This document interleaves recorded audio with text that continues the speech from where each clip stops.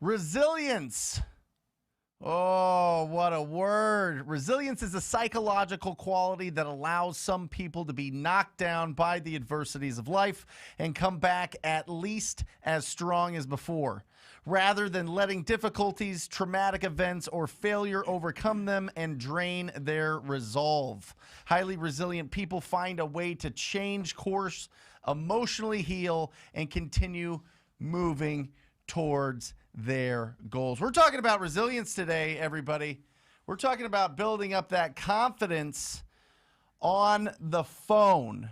All right. This is really, really, really interesting because real quick, let's go right back down. I just want to touch on this highlighted part here, Matt. Right here, psychologists have identified some of the factors that appear to make a person more resilient, such as a positive attitude, optimism, the ability to regulate emotions, and the ability to see failure as a form of helpful feedback. Guys, this is not hyperbole. This is not just making it up. This isn't theory. This is science. This is absolute science. But did you catch those two words in there? Those really, really, really important words when it comes to being on the phone. Regulate emotions. Do you know what happens when you get rejected? Because this is the hardest part, right? When we're getting on the phone, in our brain, we are wired to be part of a tribe. We don't want to be ostracized. We don't want to be pushed away. We don't want to be seen as something that is like an outsider or an outcast. Right? That's what's going on in our brain. That's what's going on in this beautiful little teeny almond-shaped part of our brain called the amygdala. All right? Let's pop up that amygdala, Matt, so that everybody sees what's going on here. This amygdala here, that's what controls your fight and flight and freeze responses.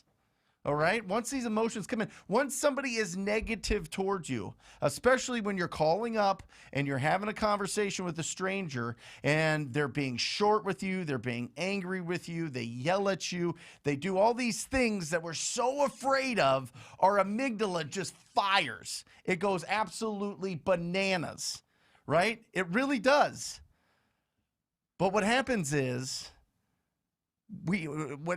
what happens with people that are very confident on the phone is they let their frontal lobes go to action. The frontal lobes, this is all science. I want to break this down scientifically so it's not just, oh, just go out there, push through, hustle, do all these things. This is what's going on inside of all of our brains when we get on the phone and somebody's mean to us or somebody's angry to us or when we don't feel like we have the right words to say, or we don't know how to come back, or we're feeling kind of on our back foot, right? This amygdala is telling us fight, flight, freeze, like it's trying to stop us.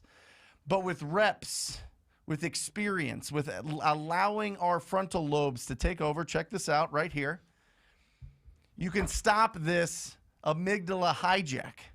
That's what it is. Your amygdala is getting hijacked once somebody rejects you. And scientists tell you that it's the same feeling that we get with physical pain that we get with rejection. So how do we get past this? How do we not let our amygdala get hijacked? Right? And it's right here. It's right in here. Take stock of the emotions when you're down, right here. The amygdala is the automatic response. Your body takes action without conscious input from you.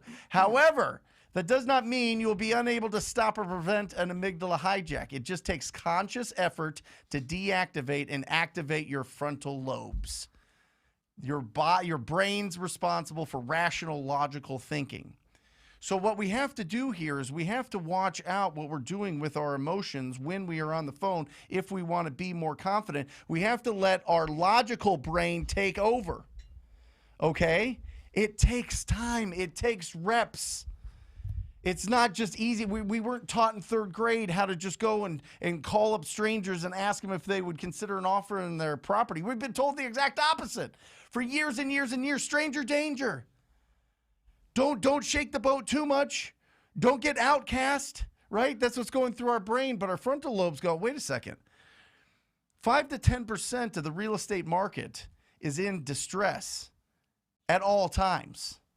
These are people that aren't able to solve the problems that they have with their properties themselves. They need help.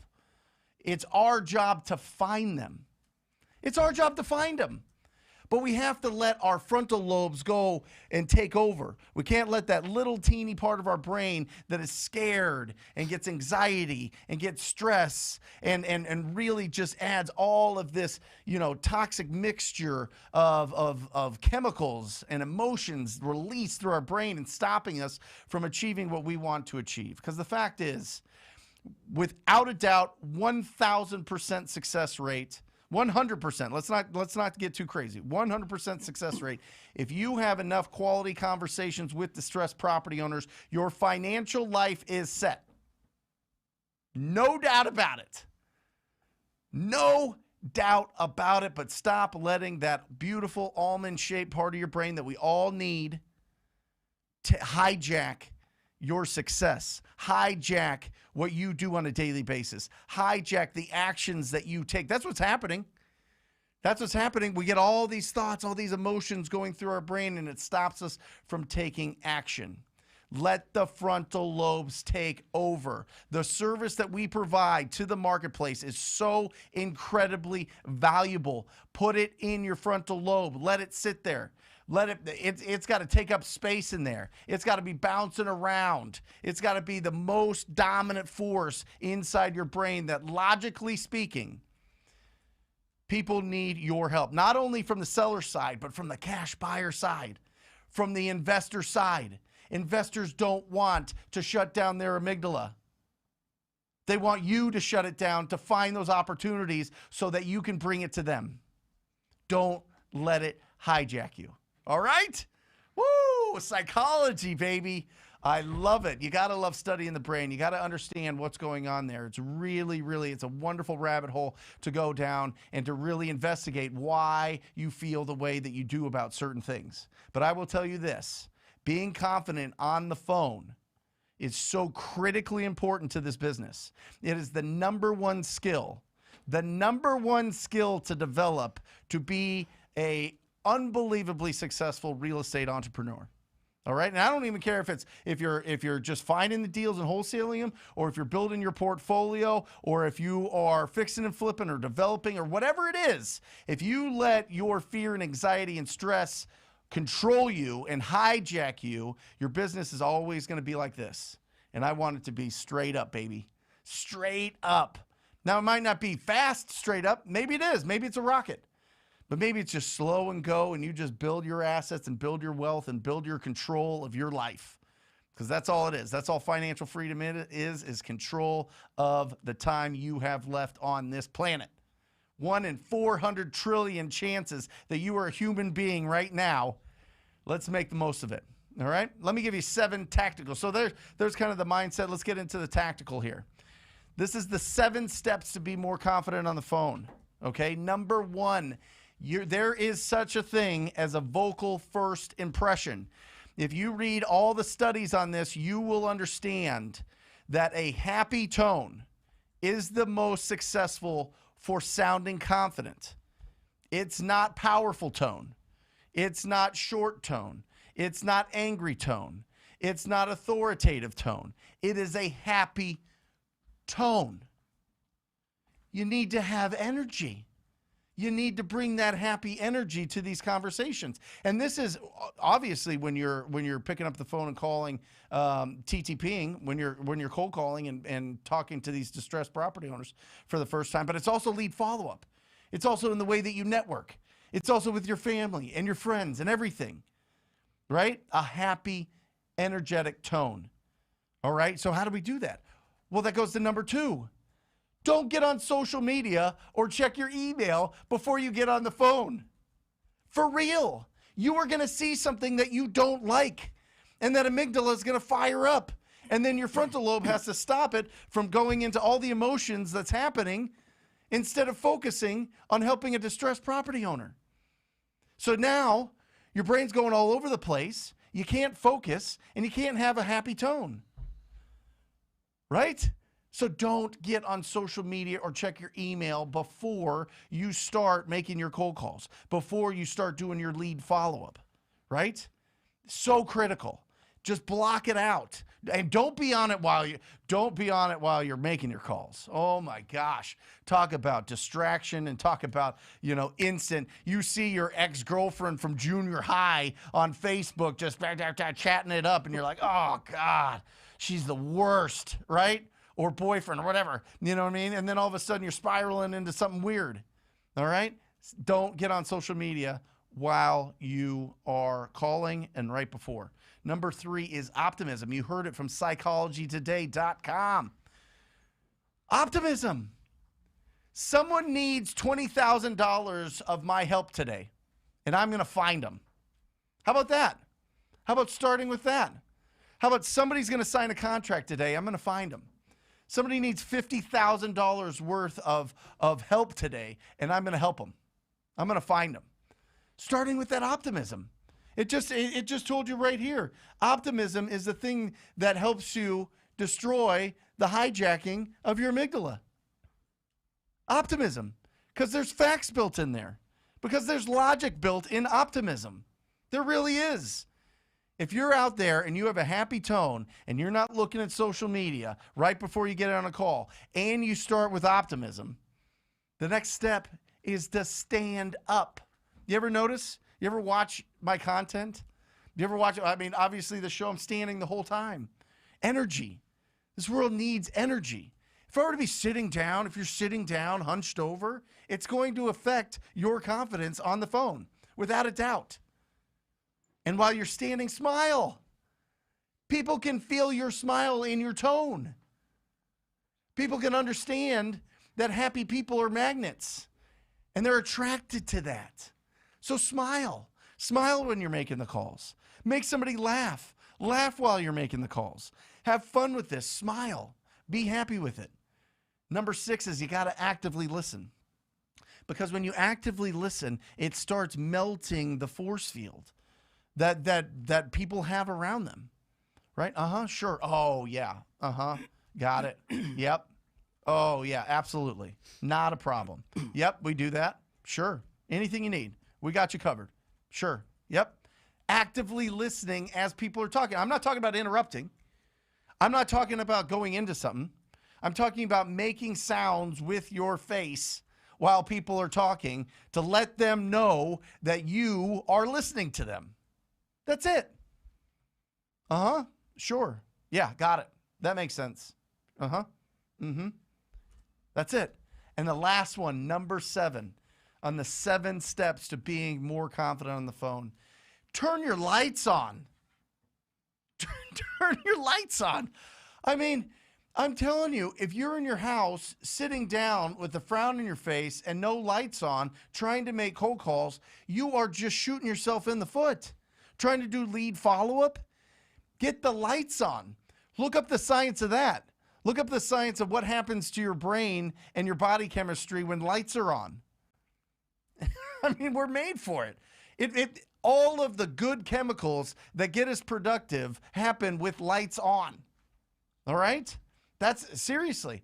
When we're being productive, when we're going out there, you need to have the lights on and stand up and smile and actively listen and have optimism. And don't get on social media before you make your calls. Don't get on your email before you make your calls or during the calls. And remember, your first 5 seconds on the phone gets you the next 30 seconds when you're calling somebody for the first time. A vocal first impression is so critical.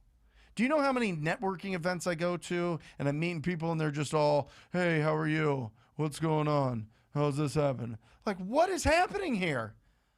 What is happening? Be conscious that people are judging your vocal first impressions. They either turn you up or they turn you off. That's it.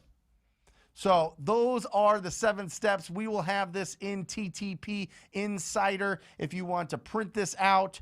Put it on your wall so that you do not forget any one of those 7 steps, because it will make you more confident on the phone. The more confident you are on the phone, the longer you'll stay on the phone. The longer you stay on the phone, the more conversations you're going to have. The more conversations you have, the more opportunities you have. The more opportunities have, the more you will make, the more impact that you can have in your community. Awesome. Love it. Welcome. Welcome to Real Estate Investing Live. I'm Brent Daniels, Mr. Talk to People, broadcasting here live out of Batch Skip Tracing Studios. And we all know the saying, many hands make light work. That's it. Many hands make light work. So I'd love to bring on my man, my personal genius, Rafael Cortez. What is happening? And the rest of the team. Many hands make light work. Rafael, what do you think? You listen, this is your field. You went deep. deep. What was the degree that you got? I have 2 master's degrees in psychology. Right. Yeah. So you went deep in there. Like I really love the explanation. It makes perfect sense. And it is proven. It's tested. It's not theoretical stuff. It's been. I mean, there's study after study. That proves this kind of stuff, right?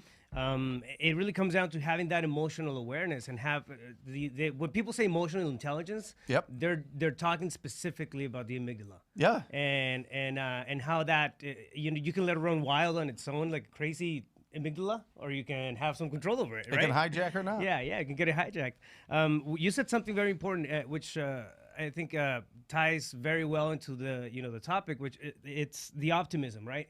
How do you build optimism? One of the biggest things, and this works for me, that's why I want to put it out there, but it's just having an awareness of gratitude.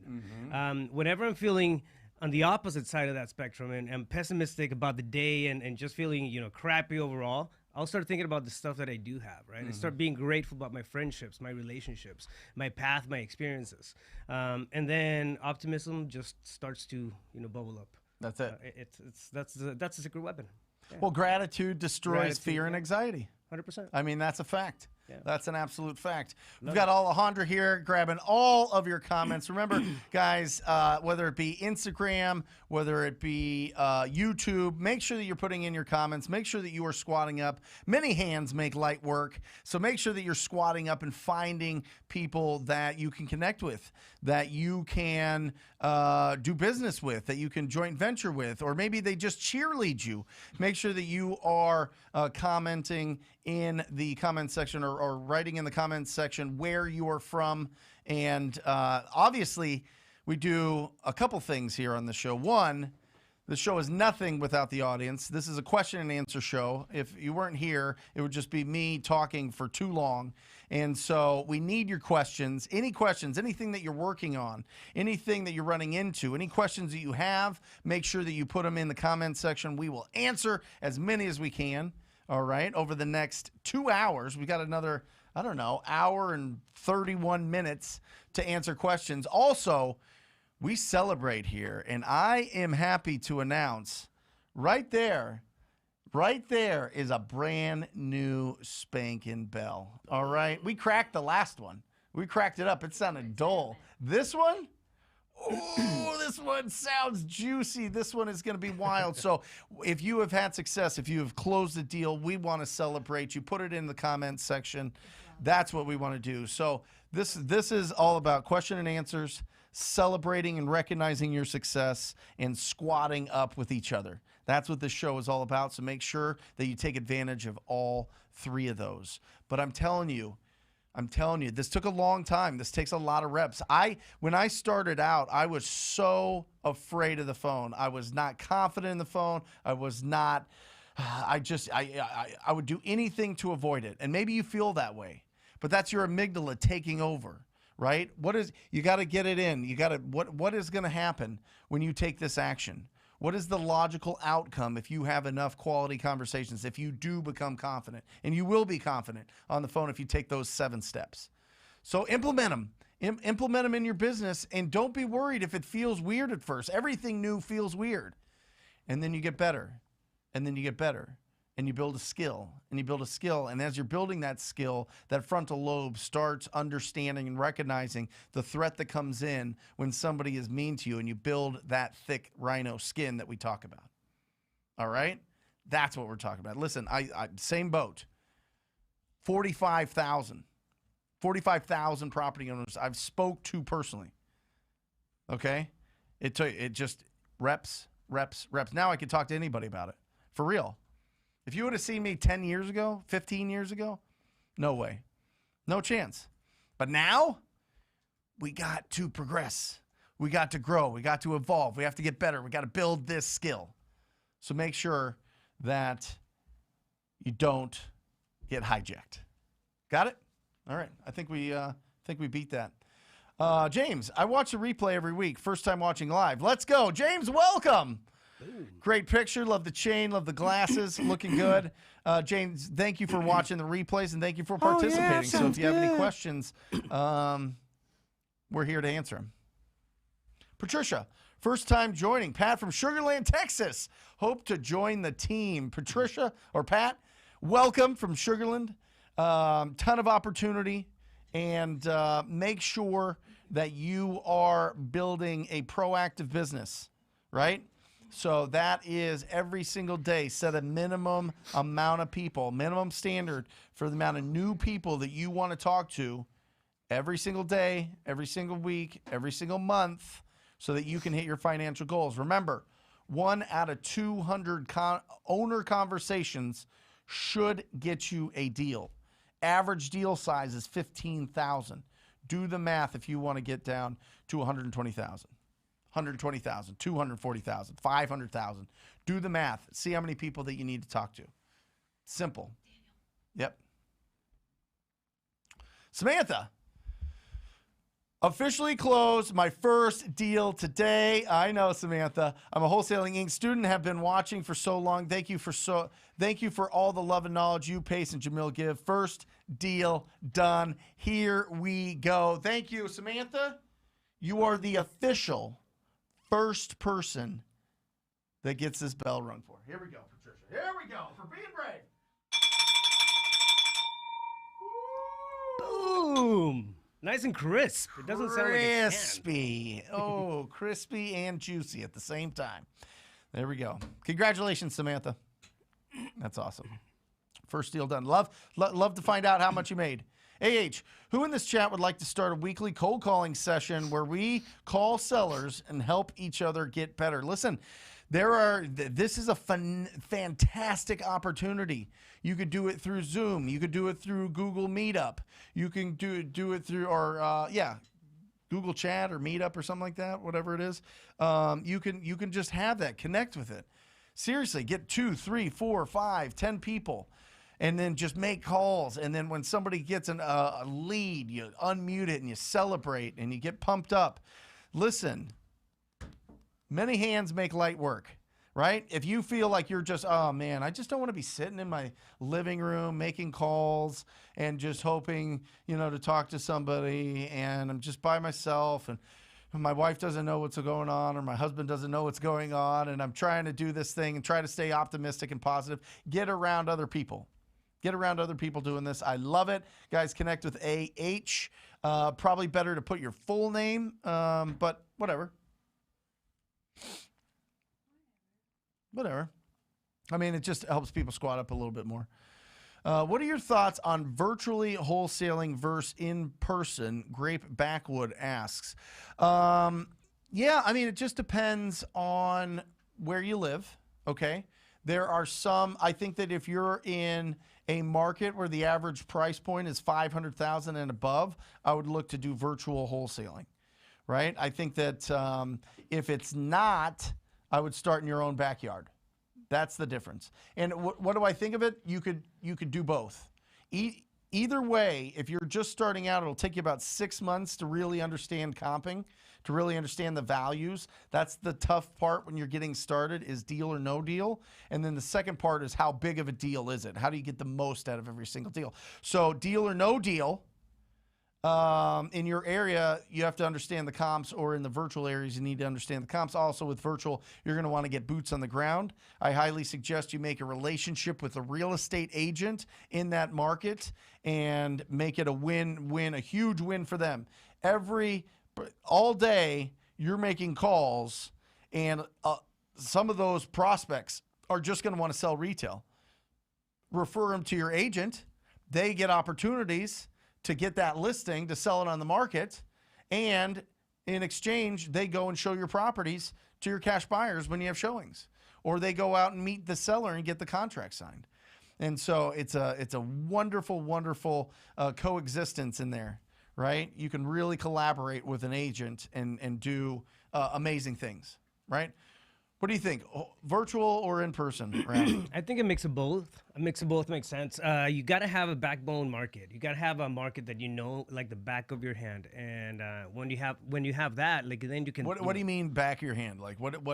Just understand. For example, somebody throws an address at you, and you have an idea what the ARV in that the market or property values in that area are. That sort of thing. Just for example, we know the Phoenix market very well, right? Yep. If somebody gives us an address anywhere, we can, almost, to a 95% accuracy, figure out what the price points are, just based off of the address and because we know that, right? So you have that, you do enough deals, you market enough to that particular area, and that's your backbone market. And then you can, my recommendation is you have something like that standing that makes sense, and then you can venture out into virtual stuff. Then you can tap into exploring different markets and that sort of thing. But you got to start with one, right? Love it. Don't spread yourself too thin. There you go. Good question. Jason Harris, is it wise to not respond to leads whom only reason to sell is because you called me and toss them out of my CRM? Trying to focus on time management. Yeah, you got to dig deep. If they're not willing to to be pre-qualified, right, to find out the condition of the property, their timeline to sell, their motivation, and their price. Now, let me tell you this, Jason. I have done deals where people are like, well, yeah, you called me, so now I'm thinking about it. They were really thinking about it. It's just kind of their way that their speech patterns work for some people. They're like, oh, yeah, I guess I'm thinking about it now. Ha, ha, ha, chuckle. So if you can pre-qualify them, keep them. If they're just like, hey, listen, you called me, give me an offer, tell me an offer, I would just instantly throw out 66, 50, or 25. Do we have that graphic available, Matt? Which one? The graphic we did for throwing out an offer at 66%, 50%, and 25% at 200, 100 to 200, all that. Didn't we talk about that? All right. Well, listen, if it's talked about making it. Yeah. Didn't make it yet. Okay, got it. Well, there you go. If it's over 250,000 on Zillow, throw out 66% of that. If it's between 100,000 and 250, throw out 50% of that. And if it's under 100,000, throw out 25%. And that's if they're just, well, what will you offer me? What will you do? You know what I mean? It either gets them off the phone quick or you've got potential there, and then you can go and further pre-qualify. Yeah. But if they let you pre-qualify, Jason, just go for it. I mean, I always try to push for it because some knee-jerk things, they still have their force field up, so dig a little deeper. But if that's all they're giving you and they're not really serious and they're being short with you, get rid of them. Get rid of them. Bad leads hide good leads. Bad leads hide good leads. All right? Awesome. We'll work on that graphic, guys. It'll be a download in ttpinsider.com. More guapo, you sure are. I have a family friend that's an agent. How would I get on board with getting me deals? Get them on board with getting me deals. Great question. So you have the conversation with them, right? You say, listen, I am looking for the ugliest properties that you run across, the properties that are really rough, that need a lot of rehab, or anybody that just needs cash right now. If you run across any of those, I want you to bring them to me. I'll be your best cash offer. I'll make sure that I get you a quick decision, and it's going to be as smooth as possible, right? That's the conversation you have, especially if it's a friend. Anything that you run across, I want to buy it. Anything that's dirty, anything that needs some love, I want to buy it. That's the conversation that you have with them, and tell them, listen, I want it before it hits the market. Like before you put it on the market, if you're allowed. If you have to put it on the market, they have to put it on the market. But if you can sell it without it being on the market, that's the best bet. Or if you could buy it without them putting it on the market.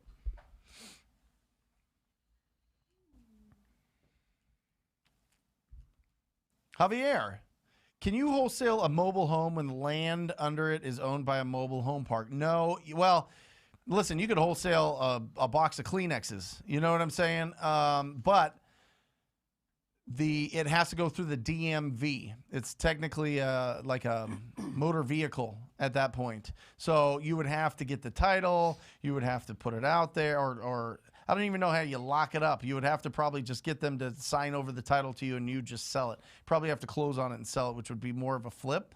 You could say, hey, listen, let me see what my buyers would buy this for, and then get a commitment that's higher, and then kind of play middleman there. But it's usually not very profitable. And I would move to things that is actually owned. They actually own the land if it's a mobile home. Brent, there's going to be a certificate of a fixture with mobile homes, right? If it's attached to the land, there's got to be a certificate of a fixture in there, and if that's in place, then yeah, you can treat it as real estate. Otherwise, it's just going to be like a straight up vehicle sale. Yeah. Yep. Awesome. Julian Velasquez asks, Brent, hey Brent, I'm 21 in Northern Kentucky area, and I'm in the middle of getting my license. Should I wait till I get my license to get started, or get started ASAP? Guys, what do you think? What would I say to this? Let's go. Let's go.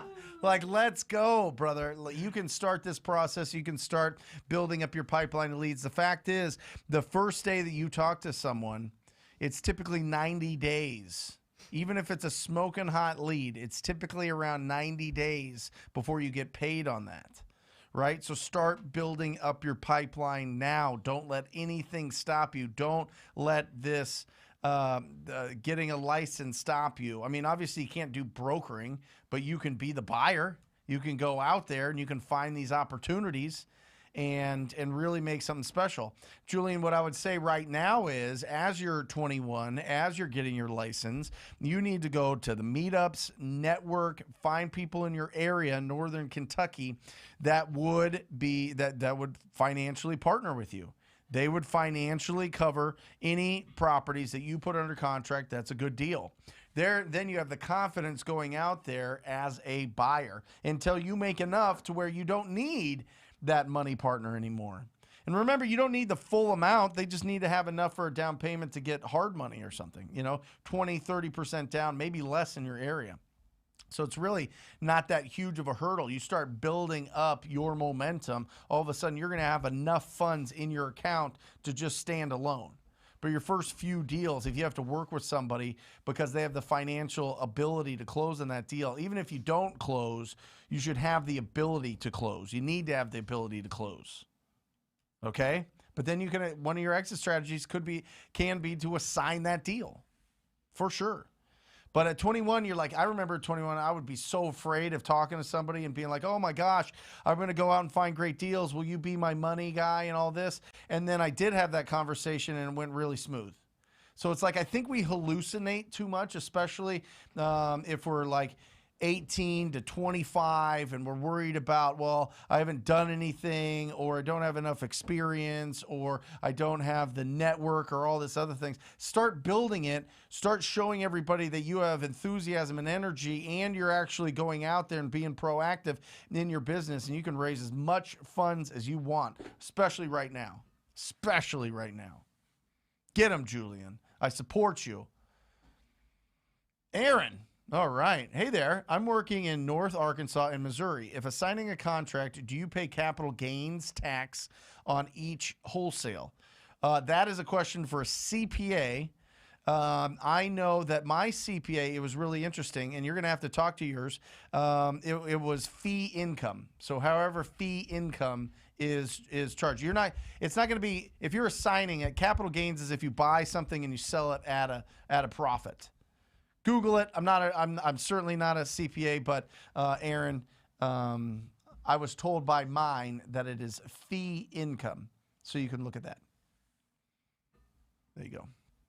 If you buy it and flip it, that's another thing. But because you have a real estate business, there's stipulations there as well. Make sure that you're setting up your business Apparently last week I spelled business wrong on the screen. I apologize. I told you the dumbest people make the most money in this business. So I've got my fact checkers here now. We're cleaning this thing up. We're cleaning this thing up. We just want to bring a lot of enthusiasm and love in here. Sometimes we make mistakes. Samantha, I just passed my real estate license test in California. How can I bring value to investors as a newbie?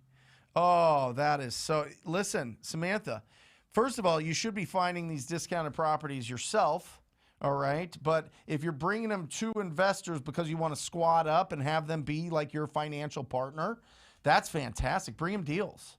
That's it. The answer is find deals. Bring them deals. And just tactically respond to text messages quickly. Respond to emails fast. Answer your phone consistently. Like, that's how you win in this game. Do you know how many people are shooting themselves in the foot every single day because they don't respond to text fast, because they don't check their voicemail, because they're not checking their email all the time? Listen, I'm not talking about doing it, till midnight every day. You know that the bulk of things happen between 9 and 6. So just be on it. Text back. Be quick. Be respectful. Be different. Right, Ref? I mean, it's like such a simple thing, but it like increases your business tenfold if you just are quick to respond and you respond to everything that comes your way. I'm going to tell you something that's very important, Samantha, for investors, right? You're going to be surprised about the amount of agents that do not respond on a promptly manner. Yeah. They just don't get back to the investors fast. They don't. If they have, hey, listen, I'm looking for this type of property in this area. I mean, make that your mission, right? And then the quality and the back and forth communication is gonna make a lot of the business that you're gonna come across. Yep. So yeah, lead with that. Love it. 100%. Congratulations on passing your real estate test. My Arizona test, I passed the first time. My national one, I had to take 2 times. I'm sure you did it on your first try, but congratulations. I know people that have taken it like 20 times. Yeah. Do you still, Instagram Cassie, do you still use DocuSign? I do. Yeah, but I feel like, there's a lot of different email signatures. What do you use? DocuSign? What do you use? No, we're running through one that's built into the CRM, right signature. And then for the brokerage, we have one that's built into that software. So we use a couple of different. Is that what I'm using? You build our CRM. Yeah. For your contracts, we're using right signature. Got it.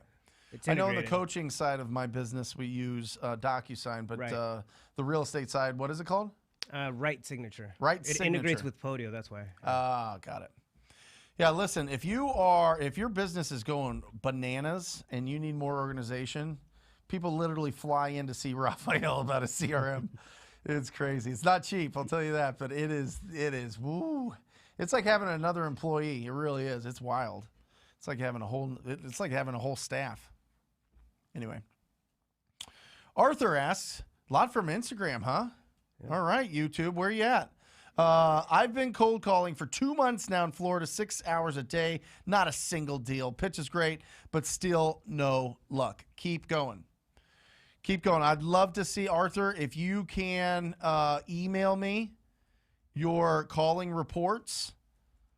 I would love to see how much time on the dialer that is. And I'd be willing to give you some advice on that.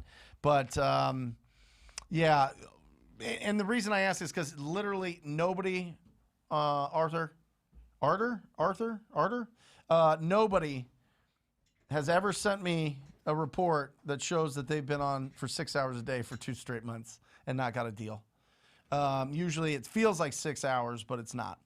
But I get it. I would say also you're 2 months in, you need 90 days, and you need to, I'm sure that you have a good amount of leads that just need to be converted. And then from there, you look at it and you go, okay, how many conversations do I have? How many leads are in there? And there should be, if you're making those kind of calls, there should be 2 to 3 deals in there. No doubt about it. But keep going. Keep going. Keep going. Brent Brent@talktopeople.com, Brent@talktopeople.com, if you want to send me your report. A recording would be good. Recording Just to too. listen to the Love the to. actual conversation. Yeah. Yep. I'd be willing to look into that. Yeah. Yep. Awesome. Awesome for calling. Listen, it's only a matter of time. And there's probably already deals in your pipeline for sure. For sure. Yeah. So just get to converting them and make sure that your lead follow-up. So here's the way, Arter, if you are making those calls and you're not getting leads, then it's one of two things. It's you on the phone, your skills on the phone, or it's your list. Okay? So that's easy to diagnose. All right? Are you getting leads from the conversations that you're having? No, it's your list. Are you having good conversations, but people just don't want to sell? It's the list. If people are getting real short, it's probably your approach, or you're just not getting any leads. It might be something in what you're saying. And then from there, if it's neither of those things, you got a list, you're doing great on the phone, you're getting leads, then it goes over to the middle section of conversion. Are you pre-qualifying? Condition, timeline, motivation, price. Are you doing your lead follow-up? Are you staying in front of these people? Are you relentless with your lead follow-up, especially with your hot leads? And how is your offer presentation?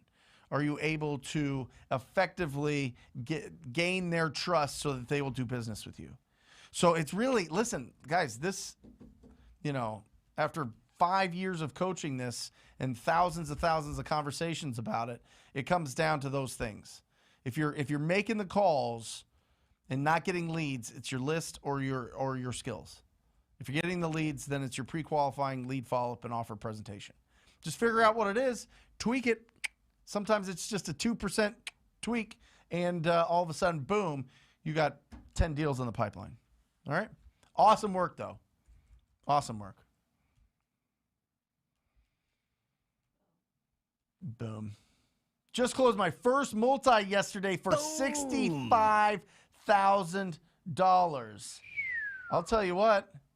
Looks like the women of this industry are just taking over, man. I am telling you. Taking over. Samantha, now Sydney? Yeah. All right, let's go. They should squat up.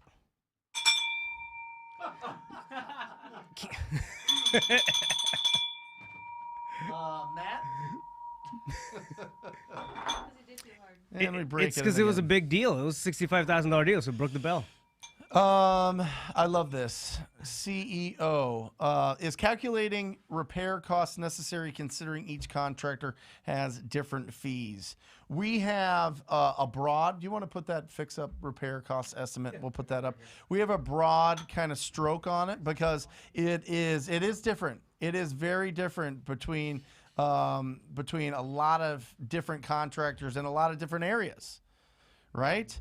And it depends on price point, because in Southern California, a 1,500 square foot house that is an easy remodel might be $60,000 because of all the fixtures and the appliances and the nice things people expect in that house. They don't have big houses, but they're nicer, and they go for like $1.5 million, and they're 1,200 square feet. So you're going to put in the really nice stainless black steel appliances. You're going to put in the unbelievable cabinets. You're going to put in the wonderful countertops. You're going to put in the great door handles and fans and fixtures and lighting and smart home technology and all of that thing. So it really just depends on the price point. But for most of the deals that we do, that fix-up cost calculator, one more time, Matt, is going to work for you. All right, so take a screenshot of it. Argue with me in the comments if you want. People love doing that. But for the most part, this works really, really, really well. And I wouldn't put too much into, I got to go and I got to break down. And I got to get a contractor in there and figure out all that. No, just use that sheet and keep going forward. Great, great, great comment and question. Comment and question. We've had that. Yeah, we've had that.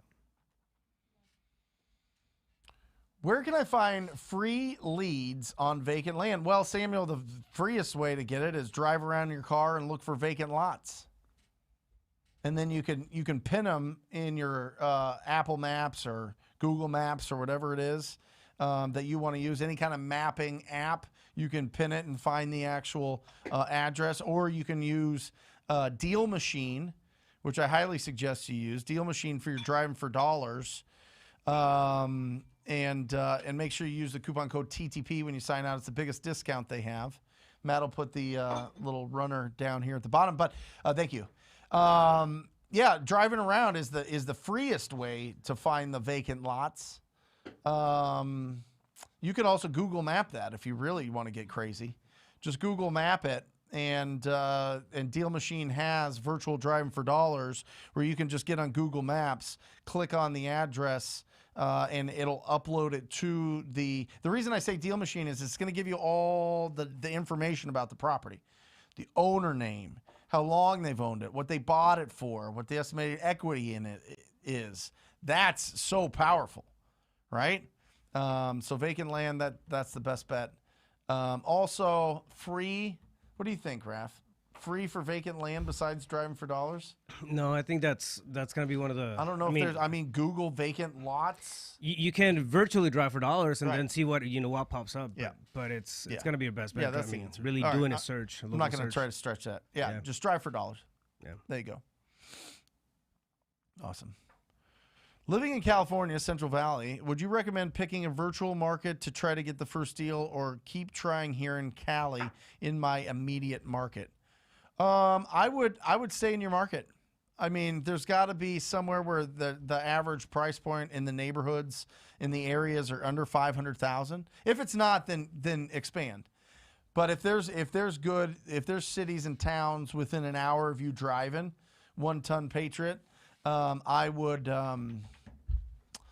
would stay there, and I would just get obsessed with the ugliest properties in that area, and start getting those deals.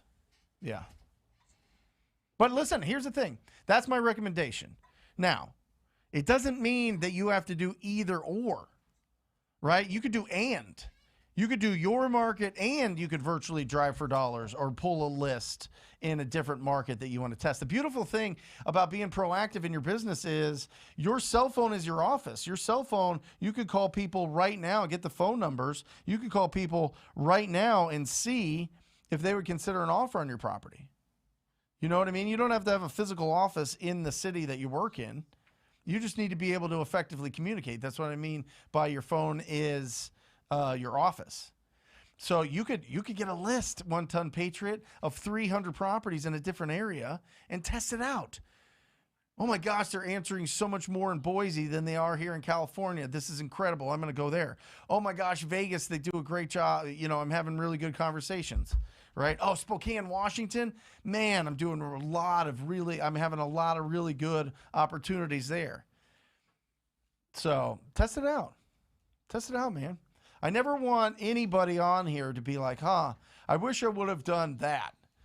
Well, you could do it. You could grab a list of 300 to 500 addresses in any market and do a really good job of getting those phone numbers and making the calls and seeing and testing it out. Do a really good job of testing it.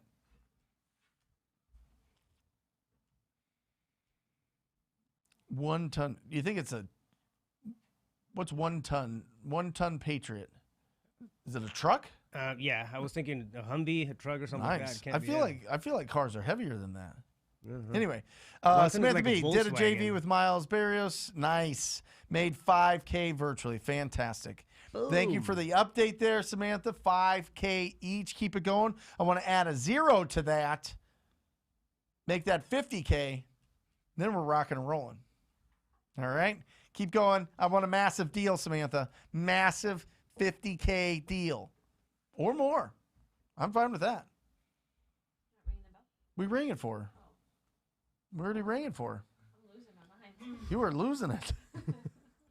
Daniel, hey Brent, I prospected myself all last year and saved 100K in profits. I haven't hit the 30K 3 consecutive months yet, but should I hire a VA to prospect? Daniel, yes. Sure. Love it. You've earned it, buddy. For sure. I would hire one, but do not stop calling yourself. For real. Not yet. Let's get that up. 100K, that is fantastic. There it is right there. First of all, I'm going to ring the bell for that. I mean, if this thing is this going to work? Yeah, I just had to.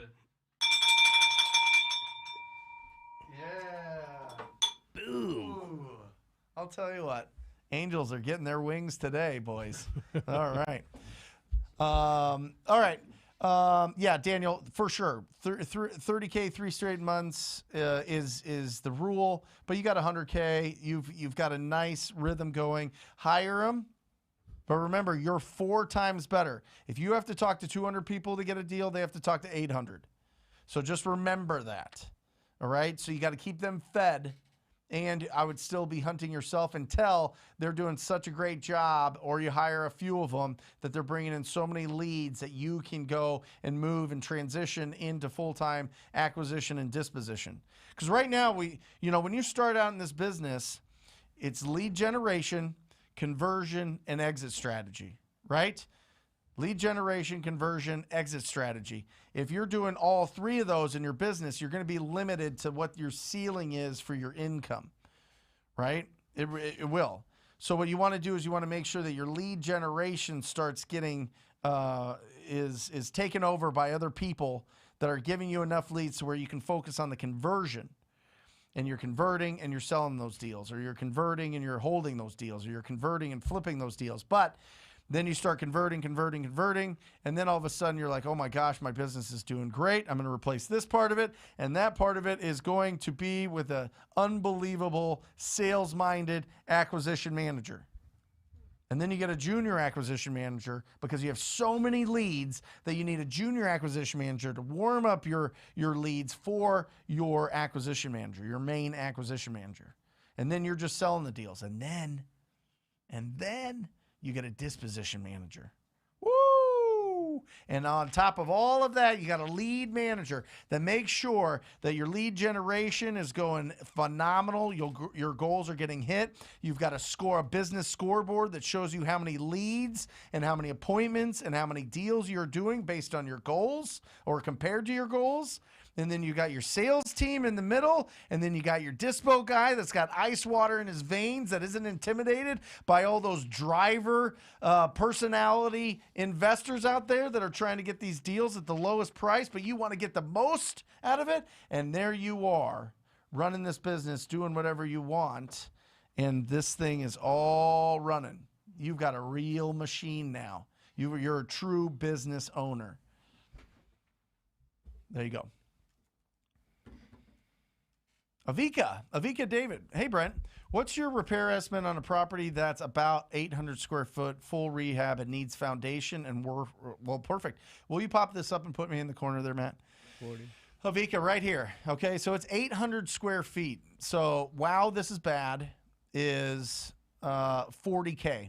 Okay, that's 40K. Now, if it needs foundation, it just depends on how much of that foundation needs. How much of that foundation needs to be repaired. So typically on 800 square feet, what do you think, Raph? 10 to 15K? Yeah, for 20K? foundation. Yeah. 10 to 15K, so now we're at 55K. What else does it need? A roof? Add another 5K on there. Yep. Add another 5K on there. You're at 60K, brother. Yeah. That's what I would expect. Yeah, around the 60K mark. Yep, 60K. See, that's what happens. That's why, guys, I want you to go after properties, the ARV over 150,000, because if you're working on a deal that the ARV on this thing is 100 grand and it needs 60 grand worth of work, you better get them to just sign over the deed for 10 grand. You need to offer them, 5 to 10,000 to make something like that happen. Or it just won't make sense for somebody to put that much investment into that property. But if that property's worth 150,000, there's a lot more room there. One thing also when looking at repair costs, keep in mind the do not over over improve. Do not over improve. Yep. Like, yeah, keep it to the area standards. Yes. So don't go too crazy, you know, putting the real nice stuff in low, sea level type of areas. So Yeah. Yeah. If you've I've got done that. if you've got a funky, historic, artsy area, go crazy. Let your creativity go wild. And there's a lot of markets like that. But if it's a market where, you know, the properties are topping out at, you know, 100, 150, 200,000, you're not going to go in there and put the nicest stuff in there. Yeah. You're not going to get a return on it. They'll buy it without that. Awesome. Jesse, it's the TTP script. You don't have to change this thing up at ttpinsider.com. You can download. Guys, there's so many tools and resources in there. So many. I don't care if you're getting started or you've done 1,000 deals. There is so many resources in there to clean up and to make your business more profitable and better. And the script is the same. You're just calling them up. Because if you call them up and say, hey, listen, I saw that your home came up on my computer as a pre-foreclosure. Just wanted to tell you that, you know, I specialize in helping people that are in that situation, and I'd love to see if I can help you out. Click. Seriously. Just call them up. Use the same script. Open up the conversation. They know why you're calling. If you start saying, well, I'm on a list that sends me things that tell me that you're in a tough situation, that's weird. I mean, it's uncomfortable. You're going to put them on their back foot. You're going to make them put up their shields. So just be cool, have a great tone of voice, and ask them if they would consider an offer on their property. That's the best way, Jesse. You call up and do the whole, your home came up on my computer as a pre-foreclosure. You are going to be one, you're going to sound like every realtor that's been trained to say that since the beginning of time. And two, there's so many people calling them. The banks are calling them to see what's going on. Realtors are calling them. Investors are calling them. And it's probably not the only bill that they're behind on, let's be honest. So you have to break through all the noise by just being awesome and just asking them if they would consider an offer on their property. Thomas, should I get my real estate license on top of doing wholesale deals? And can I act as the principal on the wholesale deals and get that commission as well? Yes. Well, I love this. This is kind of like a multi-part question. I'll let you jump in because I see you itching to get in here, Raf.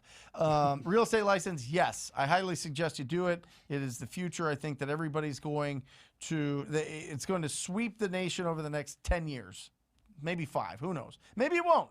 Maybe it'll just fizzle out and you won't have to. But I think it's a smart idea because, one, you can make extra free income by referring deals to other agents and getting a referral fee. Okay? If you don't have a license, you can't get a referral fee. But Brent, I just call it a marketing fee and they just pay me whatever. Great. It's not a long-term strategy. I mean, you could get if anybody questions it, it falls apart really quick. So it's a phenomenal way to get extra income by referring it to an agent, getting that referral fee. Plus, you get access to the MLS. Plus, if you call somebody up that is an agent and you say you're an agent, it usually pulls down their defenses and they have really good open conversations with you. And then can you act as the principal on a wholesale deal and get a commission? Yes, but remember the person that you're locking up that deal would be also the one paying your commission. So you're like, hey, I'm going to be your agent, but I'm going to be the buyer. So I want you to pay me a commission and I'm going to close on this deal to make this thing happen. It can go. That's a tough pill for a lot of people to swallow. It's a lot easier to go, hey, listen, with this particular situation, it seems like you just want to sell this with the least amount of headaches as quick as possible. You don't want to repair it. You don't want a ton of people coming through. So why don't you just sell it as is? I can get you an as is offer, net to you, cash, and that way it'll make it as smooth for you as possible. Does that sound good? Yes. Now, for an additional 3%, I'd be more than willing to represent you and walk you through this, but it's going to cost you another 3% on subtracted from this cash offer. Well, won't it go smooth because you're buying it? Yeah. Okay. Well, no, I don't want to pay that. That's typically how those conversations go. Raph, how'd I do? Yeah, no, on point, on point. It's transactionally it's doable, right? But yeah, I mean, it's not too effective for the seller. I mean, they're really at a low percentage rate at that point. Yep. In terms of like how much they're selling the property for. But you can come in and turn it around and then act as the principal on the sales side. So if you build a good relationship with your investor, you can come in, bring them the property. They're going to come in and fix and flip, and then you give them a 1-point discount or something. Love you it. can be the principal for that, monetizing two ends of that deal. I mean, we do that all day long. So. Love it. Yeah. There you go. Because you own a brokerage. Yeah. Correct. Crazy, man. Tisk92 says, how early, late should I be making the calls? My rule of thumb is if the sun's up, it's cool. Typically I would do my calls from 9 to noon. That was prime time for me. If I didn't do it in the morning, it just didn't get done. Now, some people's schedules that doesn't allow for it. So I would say probably the cutoff time would probably be 8 p.m. would be the latest that I'd be comfortable calling. And we had this conversation yesterday. I had a conversation with Matt and Aaron yesterday about how many contacts that I made, the most contacts I ever made in a day. And I would do the 100 contact challenge once a month to really ramp up my lead generation, really push my endurance on being on the phone. So I would not go get off the phone until I talked to 100 property owners in one day, right? That is a full day. That is 8 to 10 hours going after it, maybe more. So that would push in a little bit, but I found that after 8 o'clock, people just don't pick up the phone. The contact rate went way down. Otis, great hair. Is SMS still a good marketing tool with the new rules? Yeah, you just can't send out thousands a day. I think you can send up to 1,000 a day. So as long as you're being very specific, Otis, and you're being very quick with your responses, and you get them on the phone when they do say that they do want an offer, you can definitely. I mean, we did close to 500,000 last year from SMS, and that was great. That was with one full-time texter. So he cost me, I don't know, 50 grand for the year, not even 40 grand for the year, and we made 500. So nice return there. The ROI is strong. How was yours? How'd you do with SMS? It's I haven't looked at the individual campaigns, but yeah, SMS we do cold calling and SMS. Those were the top two. Awesome. Yeah, but it's definitely a standing one. However, like you have to pay more attention to it than you did at the beginning of last year. Yeah, you got to be on top of it. Love it. But yeah, it's still a great marketing tool for the time being. Awesome. John Cooper asks, I work in a call center 8 hours, one-time close. Number one, I'm trying to transition to more of this way of talking to wholesale leads. And number two, I do feel burned out to make time to call wholesale leads after work. I bet you do. I bet you do, John. I mean, here's the thing. It's like, okay, break it down. Usually takes 20 hours to get a deal. Okay. How many deals do you need to get to replace your income so that you don't have to do that? So you're going to have to, I mean, there is seasons for hustle, right? It's not a lifestyle. It's a season, right? So this season that you're in that hustle lifestyle, you're going to have to dig deep, find that energy to make these calls, and go with that optimism that if I talk to 400, 600, 800 people, and that gives me 2 deals, 3 deals, 4 deals, and the average deal size is $15K, that replaces my income. Now I can go full out, and I have the insane endurance. Bro, you are like a triathlon person, a triathlon competitor, right? You're going 8 hours a day on the phone. I mean, you got the chops, you've got the endurance, you got the lungs and the legs. So I would just say push it as hard as you can and replace your income as quick as you can. And then, bro, you're going to be flying. You're going to be going so fast, right? I mean, it's incredible. So, yeah, you're in great shape. Just keep going. Dig deeper. Find that extra energy. Seriously. Tie it into, okay, if I can just focus on this and I can put in 10 hours a week, 5 hours a week, it's going to take me 2 weeks or a month to get a deal, and it's going to take 30 days, or it's going to take me that long to find the lead, and it's going to take me 90 days on average to close that lead. But at the end of this time, I am going to be able to replace my income and get into this business full time and not take a W-2 job again ever. Ooh, that's a big day. That is a bell ringing type of day. So just focus on it. Burned out. Listen, I get it. But to replace that, to get out of that call center, to get out of that environment, and to have all that experience and endurance once you do get out, it's going to be incredible. The skill set is already going to be there, right? Oh, yeah. I want to tie it back into the first word that you said at the beginning of the live, resilience, right? Resilience. During those 8 hours, you're building somebody else's dream. Yep. You can't be burned out when you're building your dream. Right. You have to really, double down and bear it. It is seasonal. It's a trench work. It's seasonal, but that resilience, like that's where it shows up. That's where it shows up. Perfect. Yeah, tap into it, man. Perfect answer. The skill set is already there. He's Yeah. gonna kill it. Yeah. Once he's doing all that time for himself. Yeah. James, Brent, you're the man. Question: how often should I cycle through numbers to reduce spam risk? How many numbers should I use if I'm dialing 3 prospects at a time? Tired of getting flagged as spam risk. 10 to 20 numbers, James. Yep. 10 to 20 numbers. We'll do the trick there. Yeah. What I would also start experimenting with, James, is start leaving some voicemails. Just quick voicemails. So what happens is what the carriers are doing is they're seeing how long these conversations last. And if there's multiple ones that don't last very long, they flag it. So if you start leaving some voicemails, you start staying on there a little bit longer, it's going to reduce that. But don't get bogged down with it too much. But you can start testing out maybe leaving some voicemails on, your Driving for Dollars list.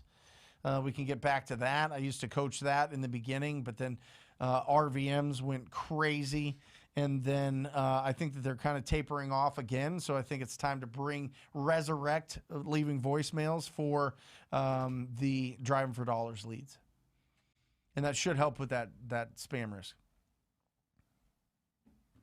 Nice. Zachary. Okay. Boom. There we go. Oh, For the yeah. boys. That's nice. Oh, Zachary yeah, sounds Weaver, good. 15K assignment, closing Friday, cold calling. What are we talking about here? Come on.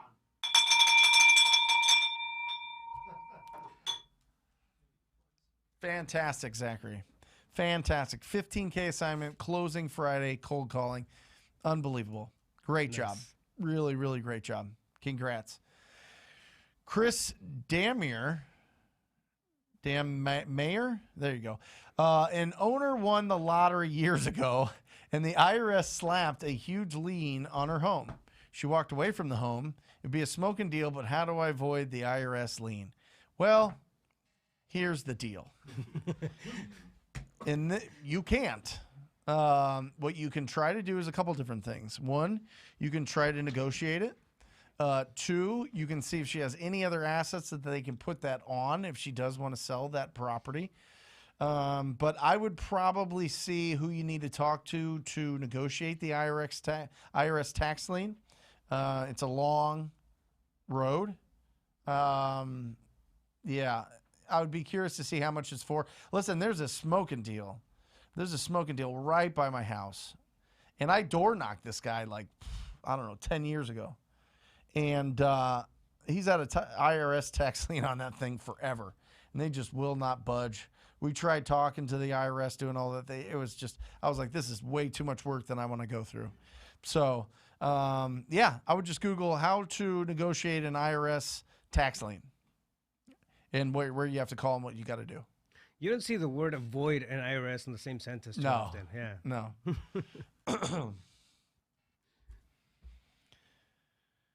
Bryson Walker. All right. How do you know if a market is too small to wholesale in? Well, here's the deal. If you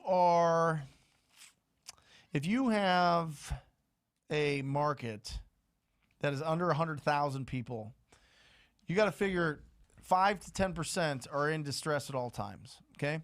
So if there is 100,000 people, there's probably 40,000 houses, somewhere around there.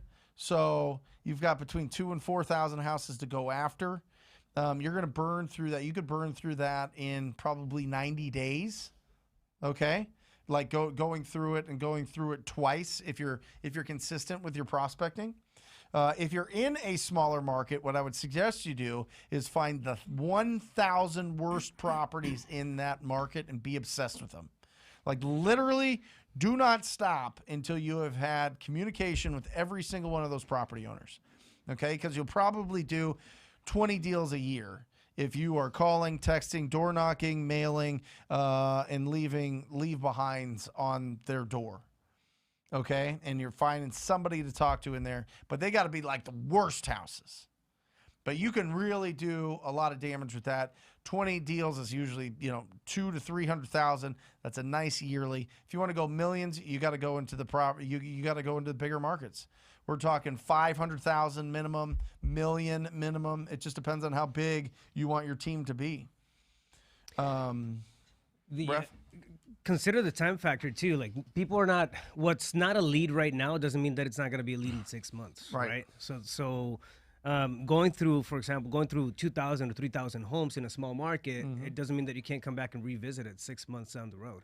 So yeah, you're gonna stir up that a few times before you get to that space. Yeah, I would say here's the thing. Here's the answer, Bryson. When you're doing everything that you can possibly in your market and you just can't do more deals, that's when. Like, let's not put a hypothesis on there. There might be a market that you can do 100 deals in. And there's 80,000 people, right? And you're just crushing. You're just the guy. You're just known. Everybody knows if they have a property that they want to sell for cash, they bring it to you. So there's advantages and disadvantages to both. I have students that are in small markets that crush $500,000, $600,000 a year, living the life. And you make $500,000 and $600,000 a year, and you live in a small town. You're like the third richest person there. No doubt about it. No doubt about it. So there's advantages to both. But if you're like, I want to grow this, I want to build this, I need more people, I want to get more deals, then you have to expand it out. Just make sure that you're doing everything that you can to get those best deals in your market. Julian. Hey, Brent. So both my parents are against me for wanting to do wholesales. How do I change their mind? You don't. You just go and work. You want to change your parents' minds? Make a bunch of money. That's true. Seriously. I mean, make a bunch of money. I mean, listen, what do you want to do? I mean, it's your life. This is a classic like Gary V question. If they're paying for your life, then they have control of you. If they're not paying for your life and you're making your own money and you're doing your own thing, you're in control. So that's it. If you're taking money from your parents, then they get to have these opinions. And you just go to work and start showing them those checks. See what happens. Start showing them that you're excited about it. Start bringing enthusiasm to it. I get it. Nobody knows what wholesaling is. Seriously. They're not going to understand what you're trying to do. It's probably like you're speaking a foreign language to them. You see their eyes like gloss over as you're talking to them about wholesaling real estate. It happens to me all the time. All the time. So first of all, understand that they don't probably know what you're talking about and they're concerned and they love you. But also, you're a big boy. Go out there and talk to people. Go out and find opportunities. Go out and solve the problems of the property owners that nobody pays attention to. And then show them the results. and have great enthusiasm and energy behind it. But remember, changing people's minds, that's a slippery slope. Do it through results. Do it through your actions. Do it through your kindness and through your results. Awesome.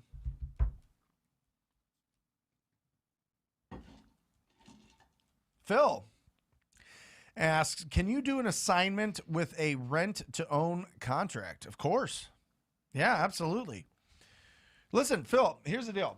If you've got a rent-to-own contract, well, I might need some more clarity here because it might be that the person renting it already has the rent-to-own, and the seller's trying to double dip and double sell it, which they can't do. If they've already made the commitment of a rent-to-own with their tenant, then the tenant has to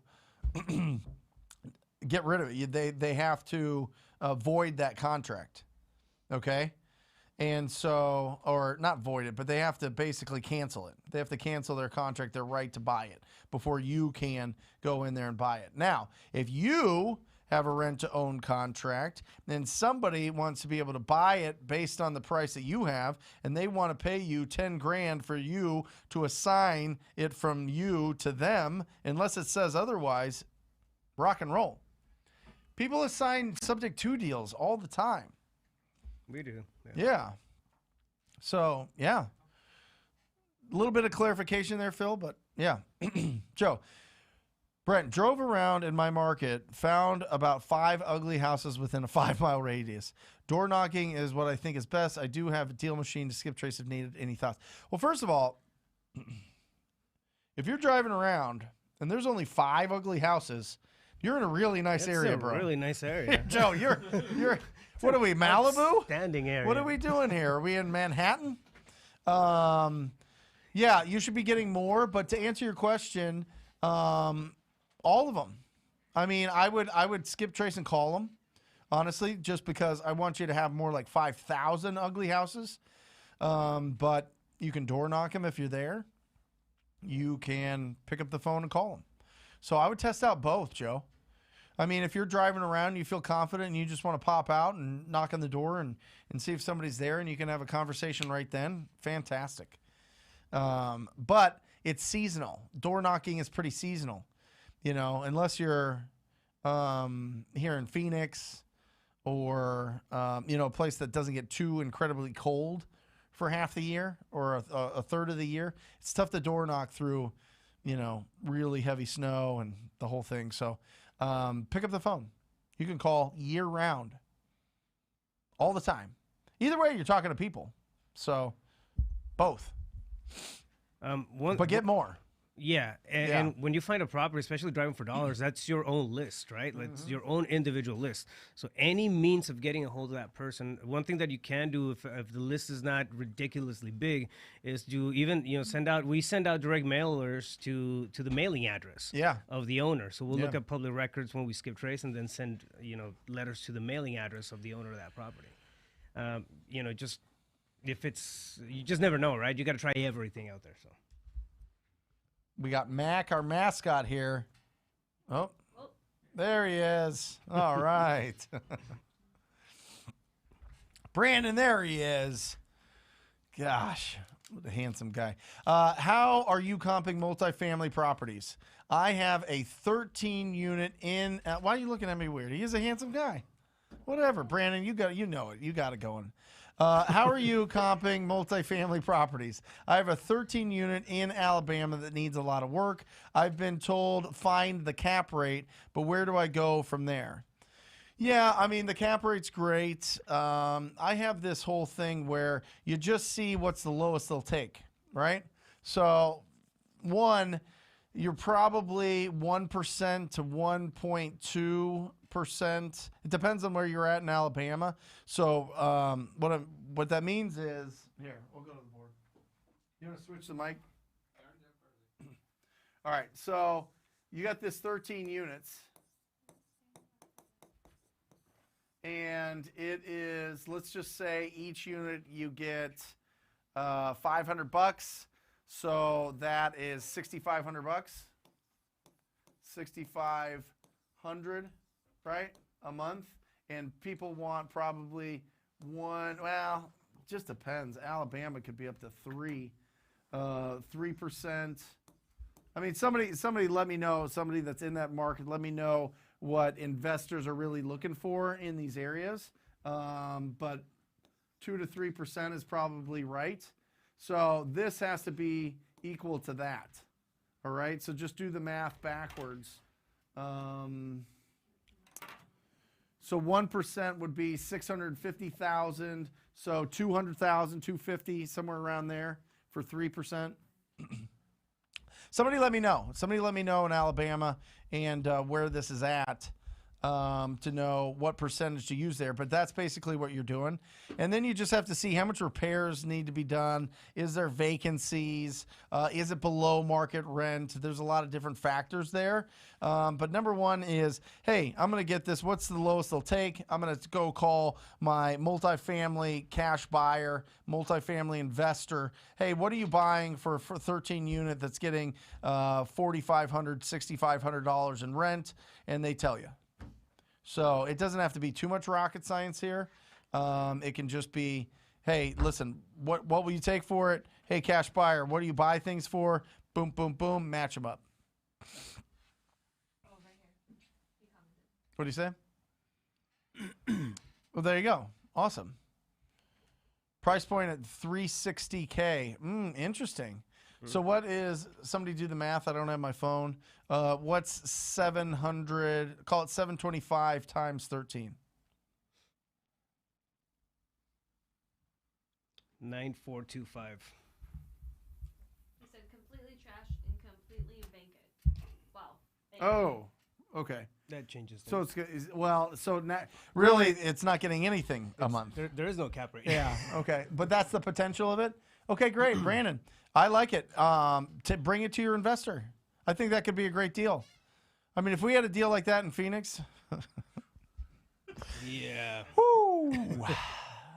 Bananas. Absolute bananas. But it sounds good to me. I feel like those numbers really work out. 13, you can get, what'd you say? 9,000, what is it? 9,000 9,425, I think. 9,425 a month. Ooh, Yeah. It's close. If you need 3%, it just depends on what percentage they need, Brandon. Do you have any idea? Brandon, put in what's the percentage most people are looking at in that area. Here in Arizona, it's like 0.5%. We don't care. We just want appreciation and we want depreciation, and we are a equity area. We're trying to build as much equity as possible. We are not a cash flow market, that's for sure. So people are buying things. People bought a what was that? An 8-plex that we did that video on, Matt and Daniel, for $760,000 or something. Yeah. He just said say no more, let's go. Okay, good. There you go. Say no more, let's go. Ever done a wholesale deal in Mexico? Not sure how to find comps with Raph? Why are you looking at me? Well, have you done deals in Mexico? No. No. Why No, are I you haven't looking done at me? Yeah. Gonna make me sweat up here. No, I don't know anybody that's done wholesale deals in Mexico. I don't know what if you can assign them. I don't know what the process is with the title companies. Most you you don't need a license Right. to sell real estate in Mexico in most places. If you have a license, like, it's a plus, right? But you can't just sell from one owner to the next, and you can come in and then sell somebody else's property without an actual license. Right. So it's a little crazy, but no, I haven't done any deals or assignments down there. Got it. Ralph, closed on a deal for $8,900 last Friday. I need my bell, Brent. You sure do, Ralph. Congratulations. It's a very powerful name. Let's go. Eardrums. Ralph, let's go. Man, that is, hey, congratulations. $9,000. Keep it going. Let's get a massive deal, Ralph. I know you got one in there. I know you got one in the pipeline. Let's rock and roll. Let's rock and roll. Terry, PropStream versus Deal Machine. Aren't they both the same? No, PropStream, listen, PropStream has a Driving for Dollars app. You can drive for dollars on its app. Deal Machine's a lot easier to use, in my opinion.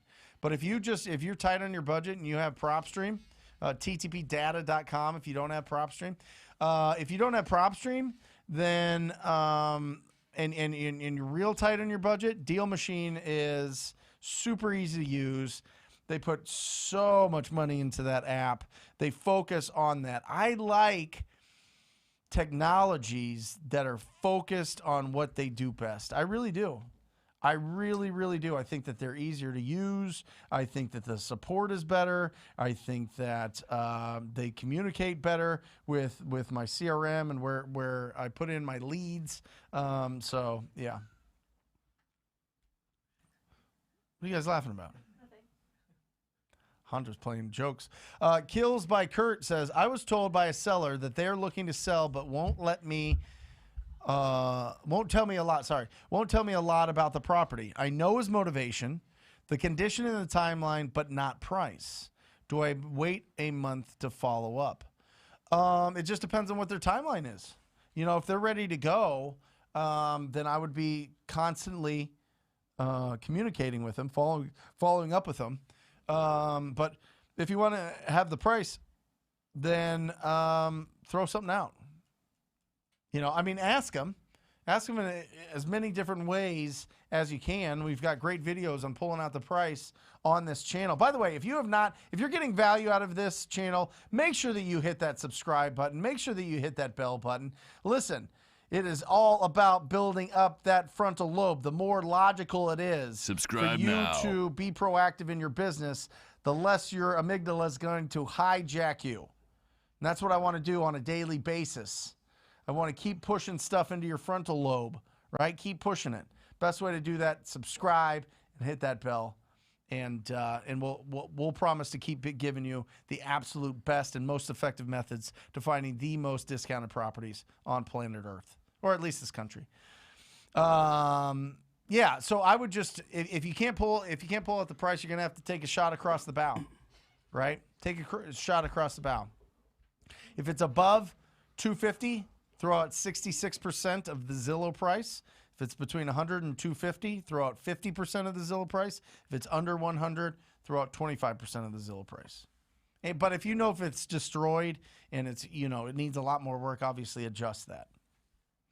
One thing we'll do, Brent, by default is just add a $12 a square footage budget for rehab. Whenever we have limited information about the condition of the property, we'll look at the square footage of the house and then just factor in $12 to $15 a square foot in rehab, and then play that into the $12 to $15 a square foot. Nice. Yeah, and that'll give us a cushion, right? Just a buffer for that rehab budget. And all we're looking for here is to make an offer. I mean, we're not coming in and repairing based off of these numbers, but we want to have some playroom in there. So, love it. Yeah, love it. Awesome. What are some exercises you do to shake off the FUs and the go dies while calling? Aurelio, great question. Great question. Sometimes you just got to reset. Sometimes you got to take a moment. Sometimes you just got to, kind of shake it out. Sometimes you got to do something else or watch something or turn on this channel, or do, what I mean? Like, or what I would do is if it's something that's really rough, then go call one of your lead follow-up leads or go call a real estate agent and start a relationship there. You know what I mean? Go with something that's an easier conversation to get back on the saddle. Sometimes you get bucked off the saddle. Get back on the saddle by, calling somebody that it's going to be a more gentle conversation, a more respectful conversation. Okay? That'll really help you out. So, and then listen, you're going to go through that. You're going to go through that. You're going to go through that. And then you're going to be like, your frontal lobes are just going to be taken over and be like, okay, on to the next, on to the next. They must be having a tough day. Oh man, I must have caught them. They must have some things going on in life. I'll circle back with them. Hopefully they're nicer next time, or, they're out of my life forever. Listen, I mean, we just need to know logically, they're not going to, like a movie, they're not going to track where you're calling from and come find you and punch you or whatever. You know what I mean? Like, it's over. It's over when you hang up. Move on.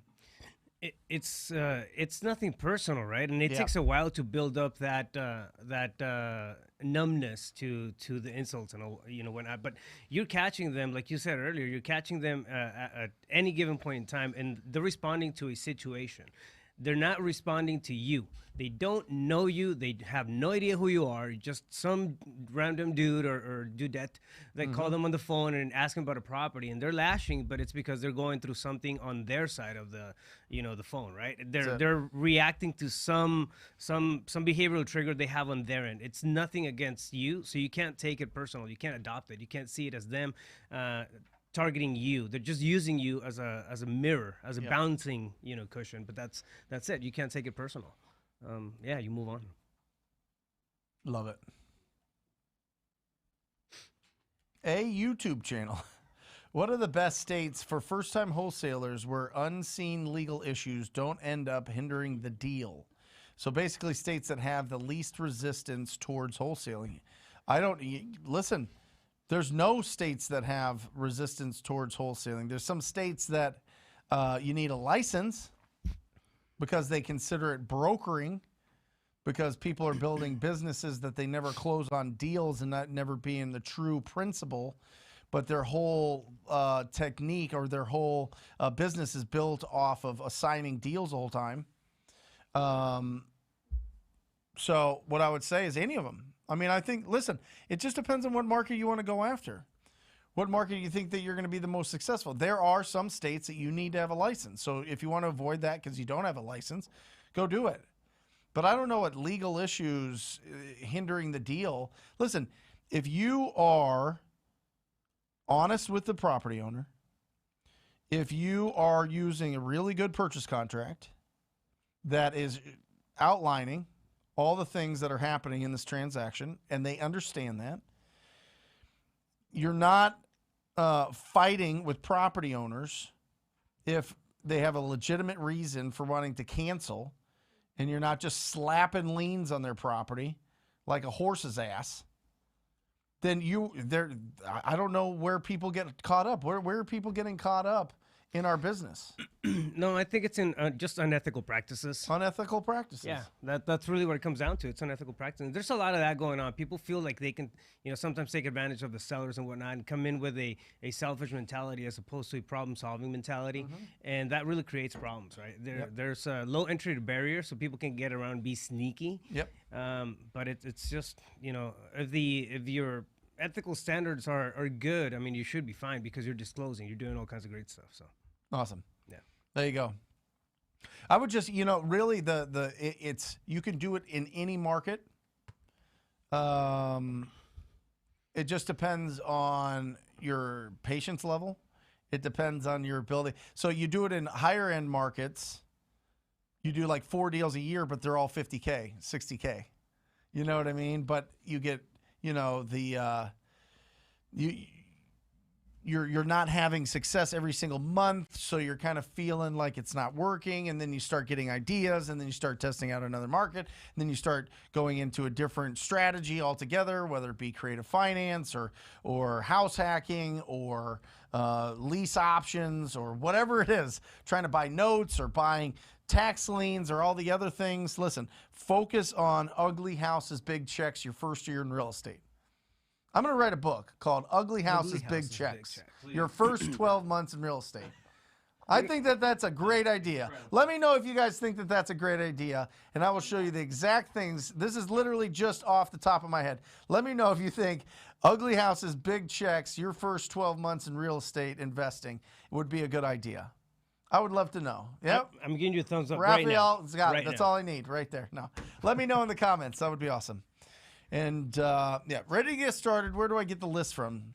Leanna, great question. So, driving for dollars, right? That's 80% of brand new real estate investors, wholesalers, whatever, get their first deal from driving for dollars. Okay, very simply, drive around. Dealmachine.com does all the work for you. It's $50 a month with that $10 off. And it's incredible. They hate when I do that, by the way. They're like, well, when we change our prices, people call and they say that you said it was $50 and now we have to honor that, and it's a whole thing. Listen, it's $10 off whatever they're charging. Let's just say that right now, because they add features and they do all sorts of things, and I don't feel like getting a text message in 5 minutes telling me to knock it off. Okay, but I love you guys. Whatever, I'll deal with it. I'll take the arrows. But Deal Machine, build up your driving for dollars list, and then it depends. If you are in a non-disclosure market, I highly suggest batchleads.io. Batchleads.io for the non-disclosure markets. Non-disclosure markets, and I was told South Carolina is also on here, although if you Google them, it's not, because I did Google them. Alaska, Montana, Idaho, Wyoming, Utah, New Mexico, North Dakota, Kansas, Texas, Missouri, Mississippi, Louisiana, South Carolina. I think North Carolina's in there too. If somebody's in there, please let us know. But that's what you get when you Google it. Then batchleads.io. I think that's going to really help you. They do a really good job of figuring out what the sold comps are. It's not the actual MLS data. It is a configuration on what it was listed for, what it was pending for, and what is the amount on the loan, the percentage of the loan amount, and then they have a little AI that goes and figures that out, or whatever, a bot, or a calculation, math. It makes that sound, you know, yeah, every time. But if you are in a disclosure state, then PropStream. Is that what's going on? Is the dog farting over there? Is that what you guys were last one about? Yeah. Dog's farting during the show. We're in like a closed room here. That dog farts so bad. Anyway, we love him. We'll deal with it. He's a good boy. TTVdata.com for PropStream. It's a phenomenal tool. So when I'm comping for my students, the TTP coaching students, I use batch leads and non-disclosure, PropStream and the disclosure, and it's all good. So by the way, Leanna, to answer your question, you can pull the list there. You can pull the tired landlords. You can pull the vacants. You can pull the pre-foreclosures. You can pull the multifamily. You can pull the vacant lists, vacant land lists. There you go. Cindy, hi Brent. How do I comp a property if the seller says it's been vacant for 10 years and is a complete teardown? Well, Cindy, I love when property owners tell me it is a teardown, because in my experience, 3 out of 4 times, 75% of the times, it's not a teardown. They just think it's a teardown because they don't know how to go in there and for $10K make it so that it is, some functional and livable, right? Have you ever had somebody tell you that it's a teardown and it wasn't a teardown, Raph? Oh yeah, Yeah. I've had some of like the newer acquisition reps have fallen into that. Oh, it's a teardown. We got to make an offer on the lot. Like, whoa, pump your brakes. Take a second look at it. I guarantee you, there's going to be something that can be done. They're not rehabbers. They're not investors, Yep. right? They don't spend time in the real estate space like we do. So they're assuming things that are often not there. So yeah. Yep. So Cindy, what I would say is, if it is condemned by the city, that'd be something different. Yeah. And you can have a conversation with the city, say, hey, what needs to happen for it not to be condemned? But if it has to be bulldozed, then it's lot value. It's lot value minus what it costs to scrape that. And it just depends on where you're at. In California, it might be $10K to scrape the lot. In New Mexico, it could be $5K to scrape the lot. You know what I mean? So it just depends. Labor costs, construction equipment costs, those type of things fluctuate.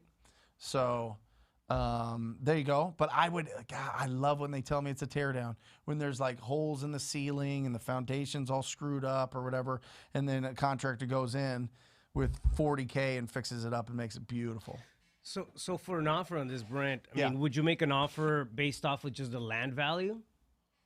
I would have to see Something it. like that? I would have to, if it's condemned, I would find out why. If it truly is a teardown, like it's burnt, Yeah. or the mold, if you're in a more tropical climate, or just not in a desert like we are, sometimes you got to tear it down. Sometimes it's just not healthy. So if it's a complete teardown, I would look at what are houses around there selling for, And then a builder is typically going to be looking at 20% of their budget. 20% of what they can sell it for is their budget for the land. So if it's, $200,000, they can go up to $40,000 for the land.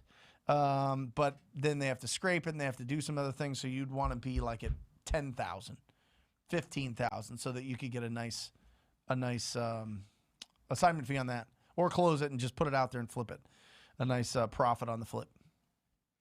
Mayor Morrison, 757, asks, what is the opener we can use if the owner has passed and the kids are now the owners? Same thing. Hi, I'm calling for the, hi, I'm looking for Bob. Whoever Bob is. Well, Bob passed away, blah, blah, blah. I am so sorry. I was actually calling about a property that I believe he owns on 1212 Banana Street. And I just wanted to see if he would consider an offer, or you guys would consider an offer on that property. And then you just open it up from there, right?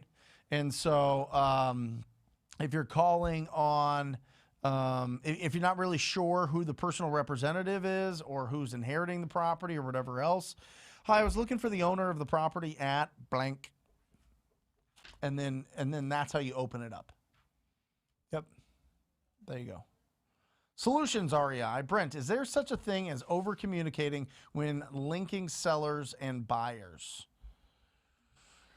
Linking sellers and buyers. We don't Usually the buyers and the sellers aren't linking.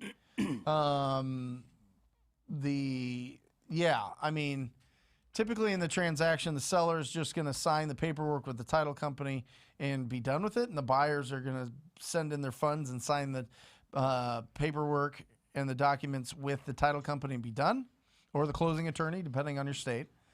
But I don't know why they would be communicating a ton unless there's maybe some questions that need to be answered. But typically they would go to you with them, and then you would play middleman. So I don't remember the last time one of our buyers talked to our sellers, to be honest. Yeah, no, it's not a common thing. It usually doesn't happen. It's you want to have control over the seller conversation, and you want to have control over the buyer conversation. Mm-hmm. It's two different parties. You're just right there, smack down in the middle. Linking, I'm thinking maybe regarding title and communication that way. But even at that point, like title will coordinate any signatures, any stuff that needs to get done between seller and buyer. Yep. They'll handle that as well. So yeah. Awesome.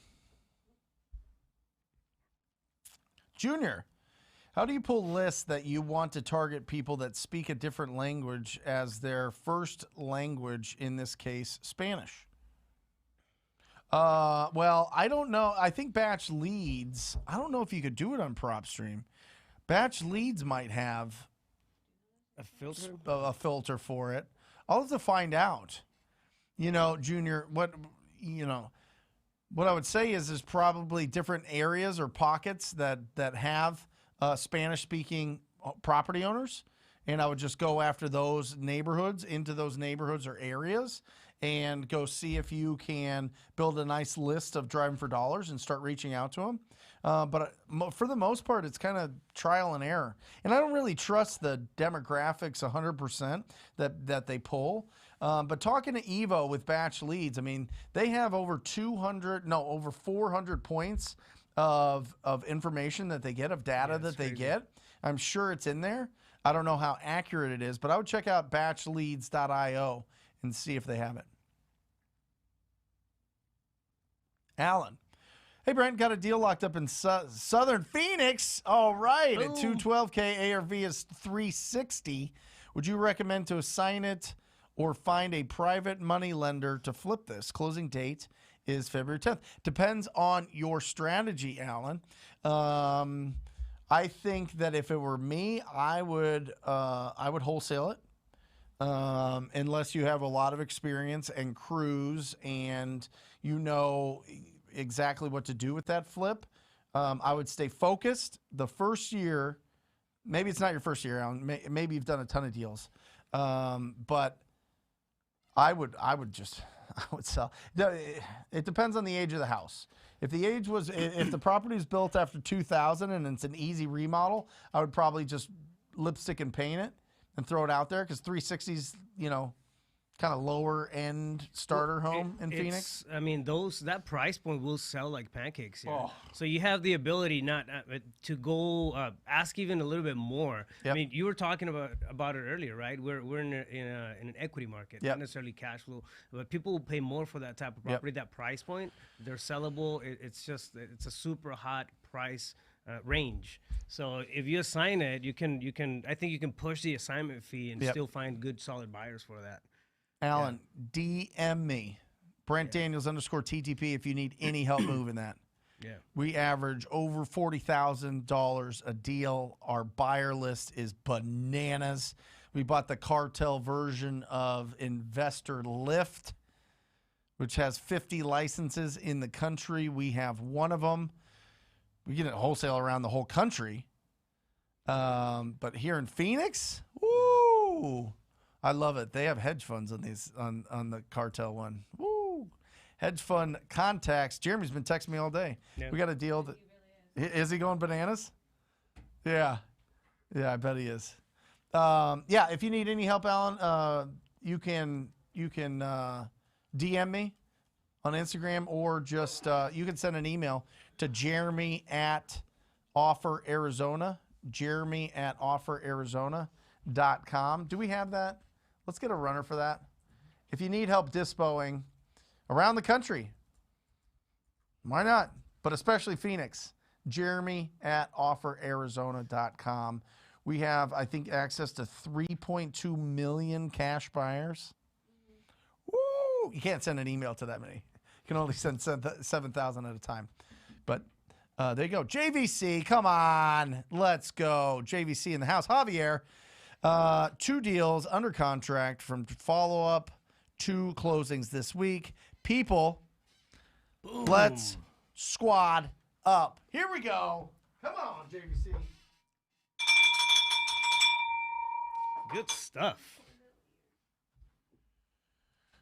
That is, cover that dog's ears. Key phrase, from follow-up. From follow-up. Guys, please squad up. JVC is TTP in the TTP family, TTP coaching program.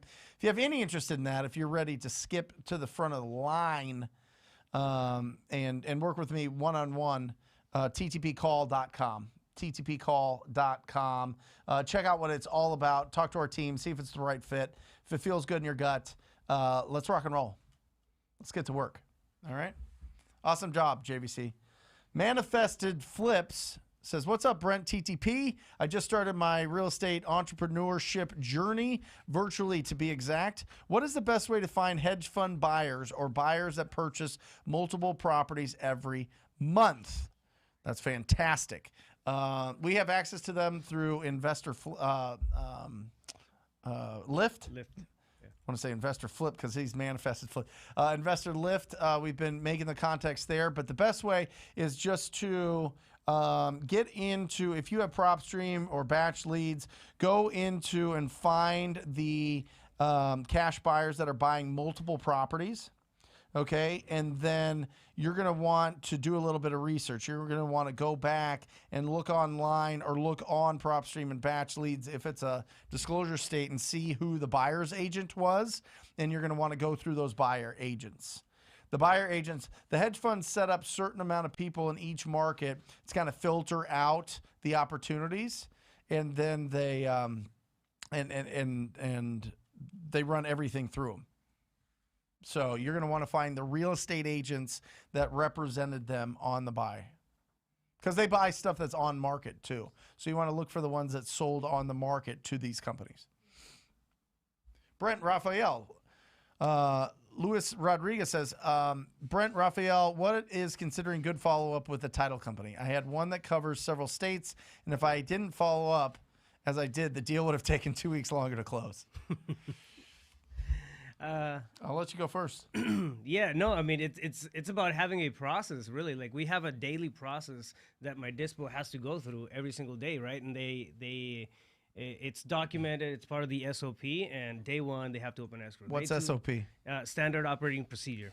And day one, they got to open escrow. Day two, they got to make sure that the EMD. But we're proactive when it comes to that communication, that follow up, building those relationships with the title agents. I mean, it's got to be huge. Yep. And also do not neglect building the relationships with the marketing reps. Yep. Because they really they handle a lot of the stuff that's on our end or faces us as investors for the real estate escrow officers, and they'll vouch for you. They'll put they'll push your name, make it a priority for the escrow officers as well. So yeah, that's one way. Yeah, Louis. With escrow officers, the best ones stay off the phone. They do. They're usually email, and then their team will get on the phone if they need to call and get stuff from the sellers.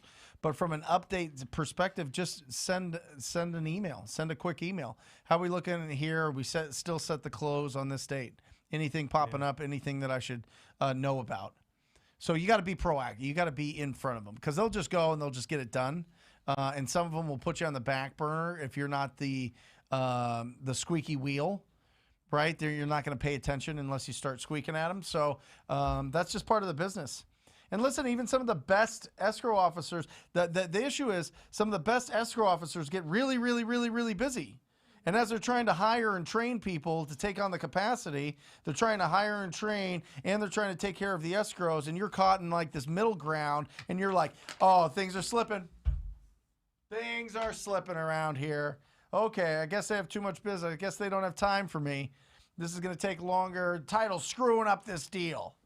Listen, they're just trying to grow their team.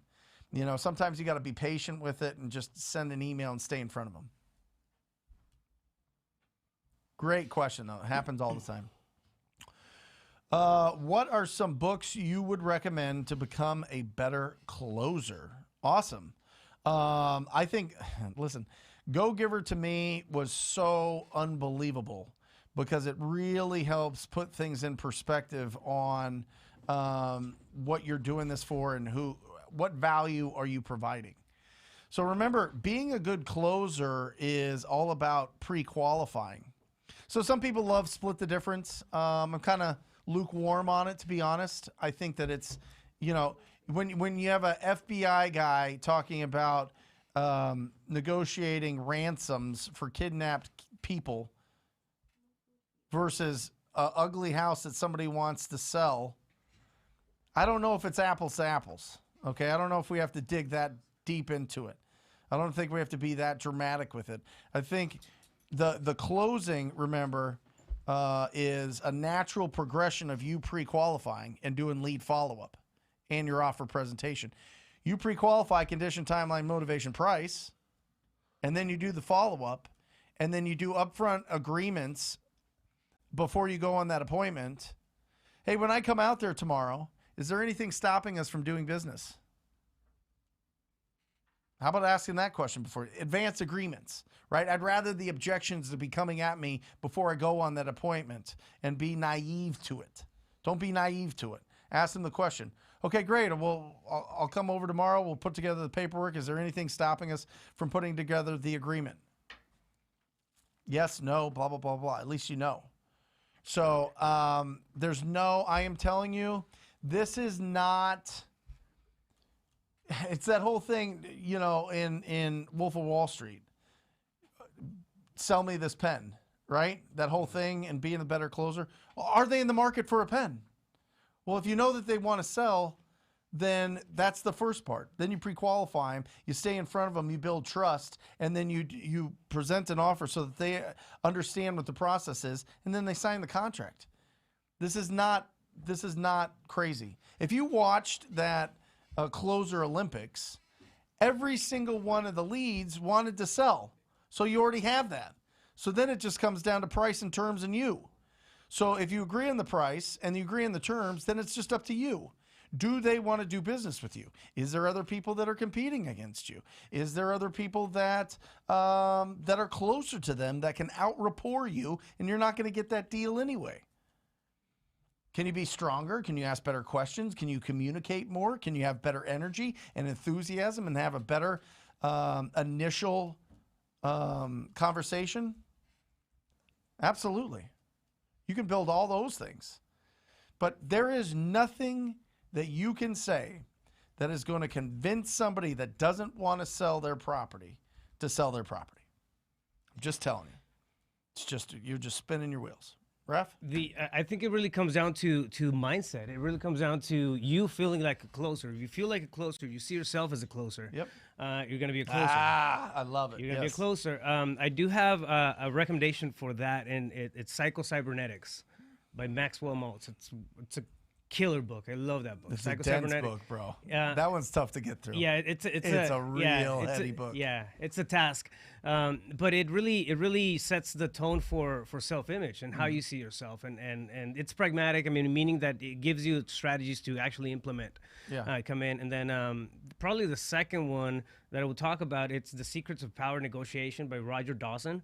And I like that one, not because it gives you the strategies on how to convince or the script, the secret, word or, whatever. Yeah. But it shows you how to discover pain points, how to discover their needs, and actually craft a solution from a more creative standpoint. But those books are those two I think are solid. I always feel better as a closer when I'm happy, when I have that energy, 100%. when I have that confidence. 100%.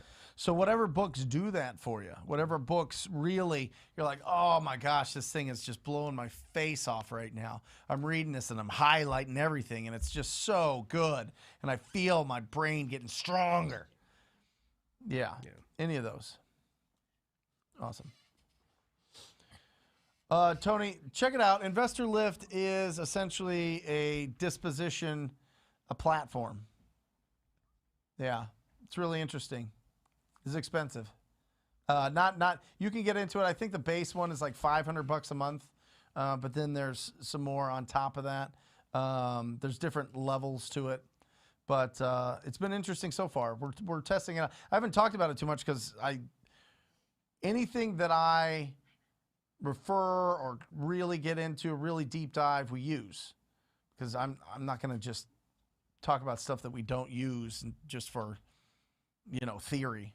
So there you go. Just got an assignment check. What? 50,800. Gracias. Thank you for all you do. One more inspiration in my daily life.